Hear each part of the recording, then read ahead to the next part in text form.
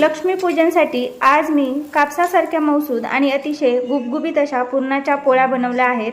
त्यासाठी 1 ग्लास भरून चना डाळ 2 ते 3 वेळा पाण्याने स्वच्छ धुवून 1 तासासाठी भिजत ठेवायची आहे। भिजलेली डाळ कुकरच्या भांड्यामध्ये टाकायची। यासोबतच थोडीशी हळदी पावडर आणि तेल टाकून कुकरच्या आपल्याला लो टू मीडियम फ्लेमवरती 4 ते 5 शिट्ट्या करून घ्यायच्या आहेत। कुकर पूर्ण थंड झाला की एका गाळणीमध्ये शिजलेली डाळ टाकून घ्यायची, म्हणजे डाळीतलं सगळं पाणी खाली पडतं आणि गाळणीमध्ये फक्त डाळच राहते। आता या डाळीला आपल्याला लो टू मीडियम फ्लेमवरती गूळ आणि साखर टाकून छान असं परतून घ्यायचं आहे। डाळ परतून झाली की परतलेली डाळ पुरण दळायच्या चाळणीमध्ये टाकून घ्यायची। यासोबतच सुंठ बडीशोप पावडर, वेलची पावडर आणि जायफळाची पावडर टाकून याला आपल्याला वाटून घ्यायचं आहे। पुरण आपलं तयार आहे। आता पीठ मळण्यासाठी गव्हाच्या पिठामध्ये मी चिमूटभर मीठ आणि हळदी पावडर टाकून याचा छान असा मऊसूद गोळा तयार करून घेतला।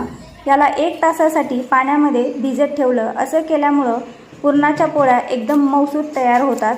1 तासानंतर हातावरती थोडंसं तेल घ्यायचं आणि पुन्हा एकदा याला छान असं मळून घ्यायचं आहे। पीठ मळून झालं की यातला थोडासा एक उंडा तयार करायचा। याची वाटी तयार करून यामध्ये तयार पुरण भरायचं।